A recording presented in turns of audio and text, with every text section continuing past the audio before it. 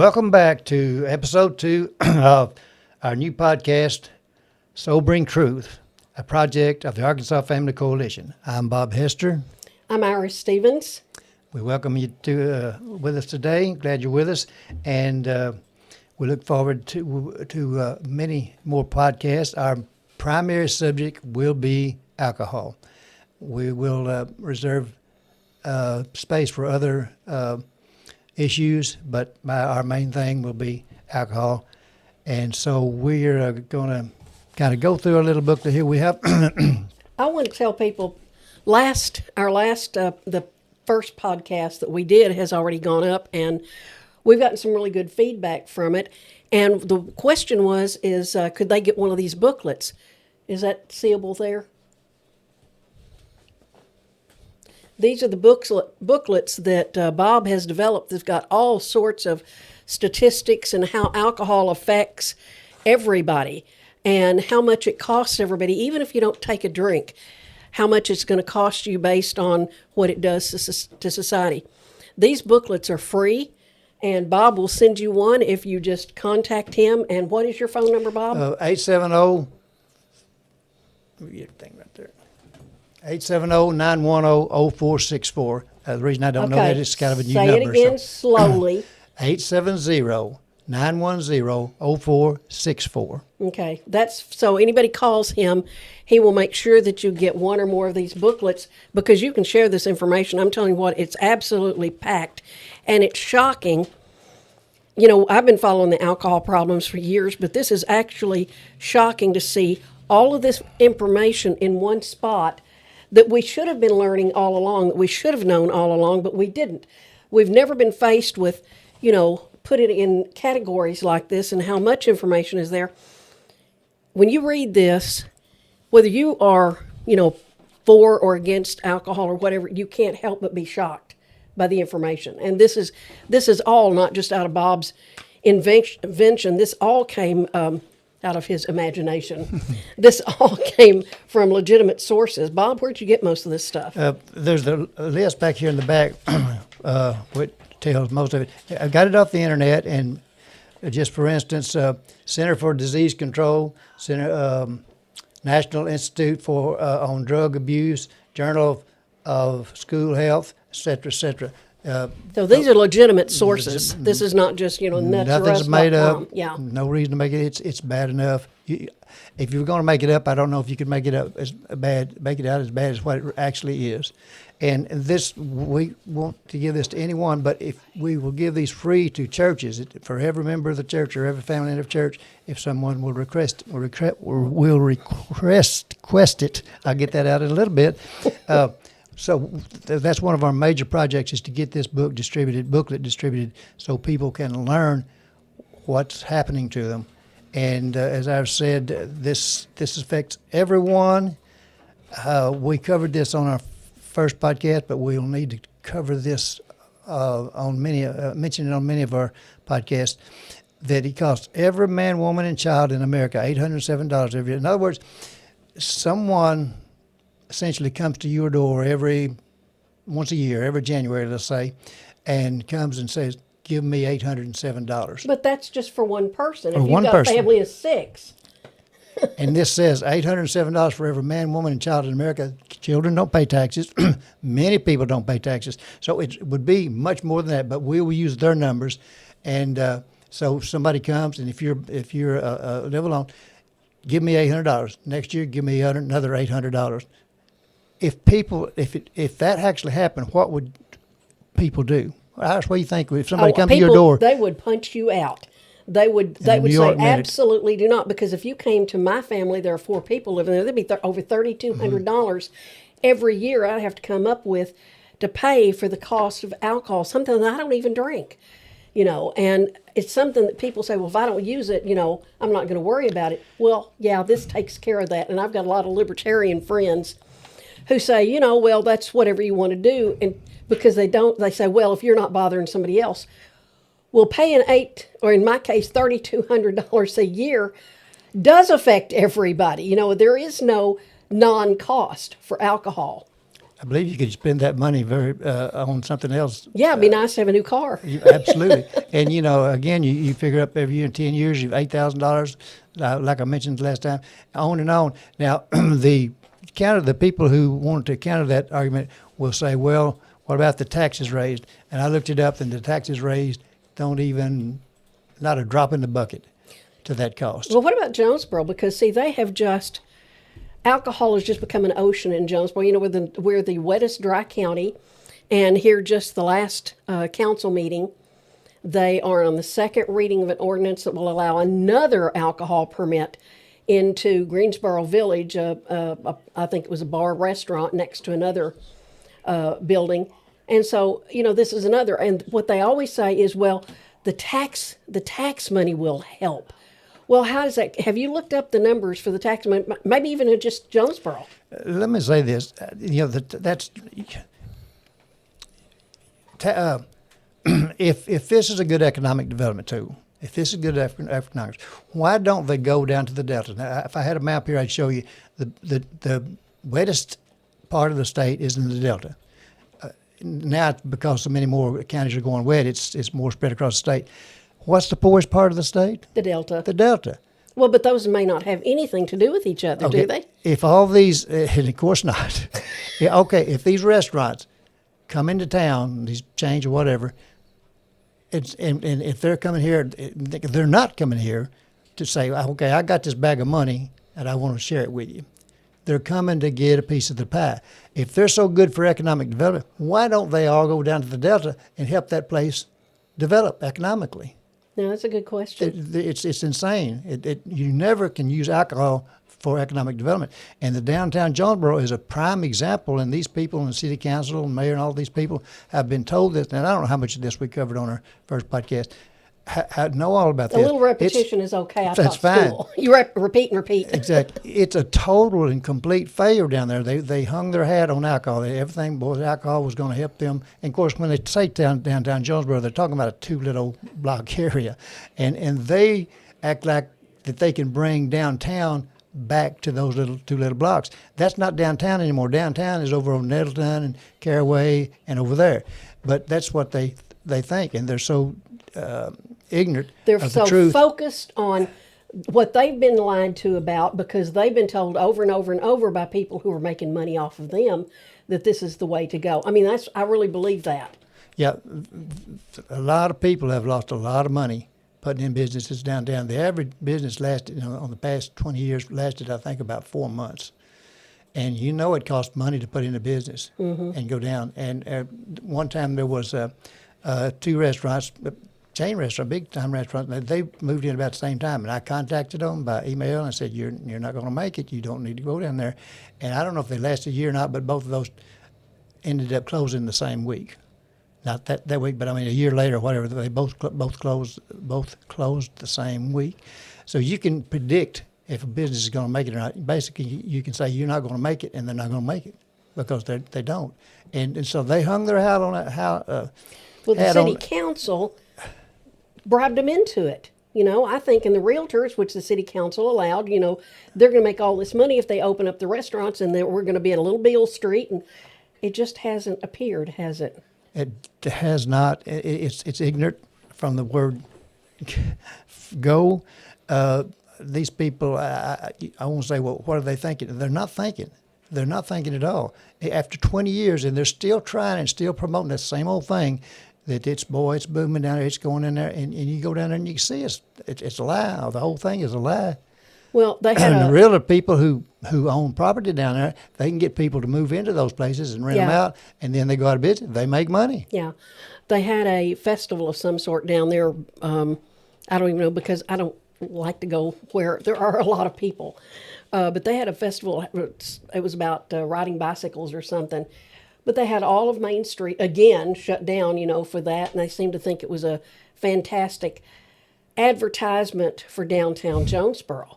Now, and, I don't have a problem with people getting out and having fun. I did when I had, when I was married and I had young kids and everything. How far does that go when they have these little festivals and stuff? Or do they have to have one every week to continue the interest downtown? Nothing they've ever done down there has worked. it all fails. There's not one thing that they've done down there that Was has it done them any alcohol good. because it fails, or is it just a bad area and alcohol is not going to revive it? I think that's it right there. They're so, I hate to keep using the word ignorant, but ignorant of the truth that they think that alcohol, that's what they did originally in 2003 when they first put the first one in, Piero's. That was the thing, boy. This is going to revive this place, and it's going to really go good. And it's been a total failure ever since. And so it's just they're thinking, and they know that I've given them my yellow booklet that exposes all that. They have to know by now. I guess they have to know. I don't know why they wouldn't know, but they keep on making the same and spending people's money down there, spending taxpayers' money down there. And maybe not to a large extent, I don't know, but all this stuff is just waste that they're doing down there. They put up lights and then of course they did this entertainment district and they had to mark that off, and so they're spending money, taxpayers' money down there. They just might as well take the money out and burn it. And I saw, For much good it does. I saw just this past week when they were having this little festival in the bike ride or something that they have marked off parts of the street for bicycle riders, and they want to get a lot of that going downtown. Of course, take a look at me. I look like I'm really going to be riding the bicycle a lot. Maybe it will work. I doubt it because it's actually been tried in other areas and hasn't worked all that well. They're calling them sharrows. The arrows in the street that show where the bicycles will go, and it's basically just that really core downtown.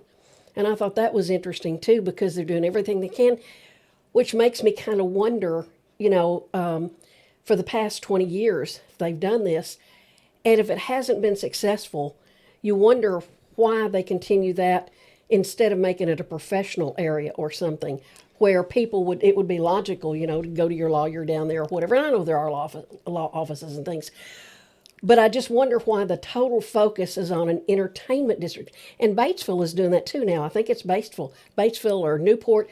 They're also getting into this. I wonder where that's coming from. Do you have any idea? I don't really know, but I think Paragould is possibly municipal, doing one. the municipal, Right. yes.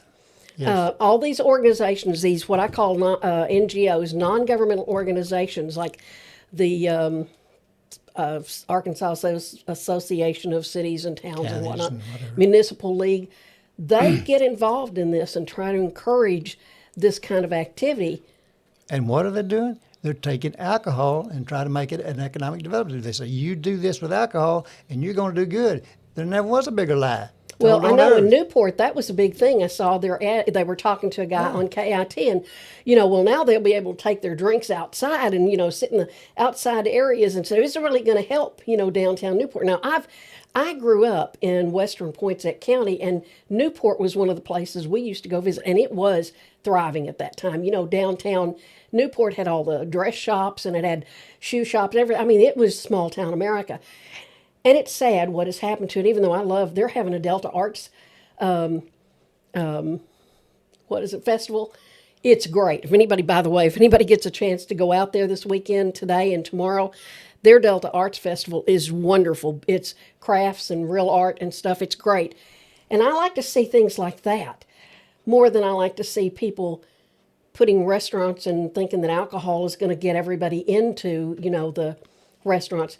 If that's what they want to do, I'm an American, I believe in freedom, but they should not be allowed to lie to people and make them think that it's going to be the economic bonus, explosion that it will be. Just a side item on that. A couple of different people told me when they went down there right after they had some kind of, call it a festival, some kind of doing down there, and they saw people walking around with their drinking, with their kids, and then they saw people over behind some of them vomiting. Was this in downtown Jonesboro? Jonesboro. Yeah, Jonesboro. see, let's make clear that it's with Yes, Jonesboro. Jonesboro, yeah. Yeah, that's sad for the kids. I don't think kids ought to be exposed to drinking. I really don't. I don't care how old you are. I don't care whether you believe in drinking or don't. I don't think kids should be exposed to it. That's just one of the side benefits of having people, walk around and vomiting and things like that. All the things that come with alcohol, and we'll be covering all the things that I think most people are not aware of about alcohol as we go further through this little booklet and through this issue. And just think, if people get this booklet, they can read about it before we talk about it. Right. And we will, although we did talk quite a bit about the Jonesboro, we'll probably do even though this is, hopefully this goes out all over the country. I'm not sure where it goes, but we'll do this information about Jonesboro because they're trying this kind of stuff all over the place. Yeah, it's yes. You know, They're trying it all in small counties, especially states that have dry counties. Yeah. And I think we're the driest state. Even though we've lost a lot of that, and I don't remember how many counties have gone wet, but I just saw a graph not too terribly long ago. Arkansas still has dry counties. A lot of states don't know what they are. It used to be a majority of dry counties. We've had about 13 go wet in the last 15 years, and so there's a majority of wet now. And if Walmart has their way, the whole state will be wet sooner or later. And if the trend keeps going, it will be, and that's heartbreaking to me. It just breaks my heart to think about that much more alcohol being added in close proximity to people where they can get it. That when common sense tells you the farther away the alcohol is, the harder it is to get. Well, that's not just common sense. That's statistically. Yeah, absolutely. I've seen the stats on it that the farther away that you keep, the fewer people are willing to go that far to get it. They can just go without. I have an article that we'll show sometime. It's about the density of package stores and how much more crime there is in the vicinities of package stores. So it's so crime related. Alcohol is. I think it's 40% or maybe of violent crime is associated as a result of alcohol. I mean, it's incredible. And we, got some signs there on the wall. It says, one of them is by Plato, silence gives consent, and another in Edmund Burke, all that's necessary for evil to triumph is good men to do nothing.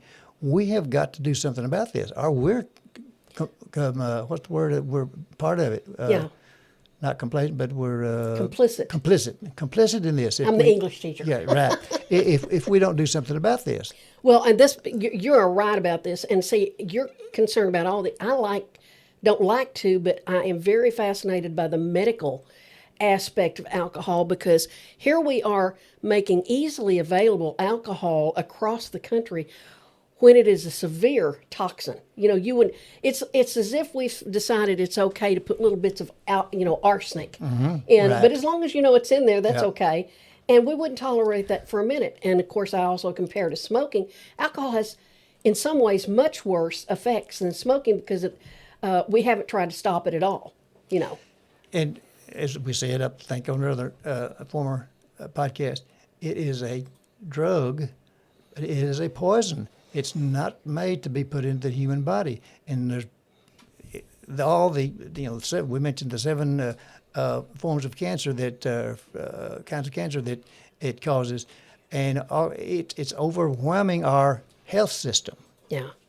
It's overwhelming our family systems. Systems, our police. What do we call that? Police. Our legal and our legal. Yeah. Our legal system with our jail in Jonesboro, Arkansas. They're not even, the last I heard, they were not even putting people in jail for DUIs because the jails are so full, and jails are so full because of so much alcohol. And that's not the only reason, but that's the biggest reason. I realize that, and I think, and see, all of this is part of what the entire problem is. We in Arkansas are faced now, the governor wants a 3,000 bed super prison, and it's going to cost probably easily $1 billion. No doubt. And it's right now it's being kind of held off by some of the problems associated with it. But the thing about it is in a few years that won't be enough, because we're not working with where the problem begins. We're just trying to lock up people. Well, we run out of jail space here, so we have to be. Craighead County is wanting to add additions or build another jail. We did that here a couple of years ago. We stopped it because they had no plan. They wanted us to give them 100. What was it? I can't even remember the amount now. Yeah, a lot. But we fought it, not necessarily because we didn't know that we needed a prison. There were no really any. There was no plan for it, and that's a problem. If you want to take my money, give me what you want to do with it, and give me a good plan. But it still is not reaching the beginning of the problem. And if you don't try to stop it at the beginning, all you're going to have is more prisons, more crime, more drugs, more people destroyed. I don't know if it's in this booklet or not, but a few years ago, cost $100,000 for a new prison bed in Arkansas. Yeah, that's about what they estimated this one. Yeah. And we cannot keep that up. No. Folks, we have to do something. There's no way we can sustain that. And by the way, you and I have talked before. Are we talking about banning alcohol? No, we're not talking about. Okay, let's make that clear, because a lot of people are yelling and screaming. You can't ban alcohol. You can't ban. What are we talking about? We're talking about informing people about how bad it is, what it's costing them, and then if they want to do something about it, that's their business. That's fine. There are a lot of things they can do. But labels, warning labels on and they're alcohol. starting to talk about that now. There are a lot of things that the CDC and those are talking about, and so there's a lot of things. Have medical warnings about this. A lot of things we do to cut down on this. We have got to cut down on this, and there are a lot of things that can be done. And people can vote their counties dry too. Our municipalities. I was going to say, it can go smaller than counties. Right? Yeah, all the way down to a ward. Yeah. A lot of people don't realize that, but get it away from you before you can, because it's killing you, and it's killing us wholesale, and it's costing you, it's robbing you. Keeping that's enough money to keep people poor, $800 every year out of their pocket if they're making minimum wage or something like that. And taxpayers, it might not hurt the mayor or the county judge or somebody like that, but the poor people, it really hurts. And like I say, it's probably even more than that. But folks, we have got to do something. So we're talking about not banning it. We want to get this information out. We want to let people know. What I'd like to do is see the advertisers taken off of television and movies. That's another thing. Because we did that with smoking. We took the advertisement. You don't see advertisements. You don't see the Marlboro Man. You see advertising that gets smoking. Exactly. But see, you don't see. You remember the Marlboro Man? Mm-hmm. Wow, died of lung cancer. But anyway, so if we're not seeing tobacco advertised, why are we seeing alcohol advertised? That's a big one right there. Used to in the movies, everybody smoked and drank. Guess what? People are drinking, but you don't see near as much smoking. They made smoking the villain. Yeah. Well, they didn't do that to alcohol. Alcohol has just about as negative effects, probably more because it's more widespread. Oh, it has much more negative. I don't think if I could just cause cigarettes or alcohol to vanish, I would pick the alcohol in your minute, because there's no comparison and don't get me wrong. See, my dad was a smoker, and it took at least 10 years off his life, very very minimum. But it didn't take it off of your life. It didn't take it off of my life, and we can get in once we get into another one of our issues, which is child abuse, or how the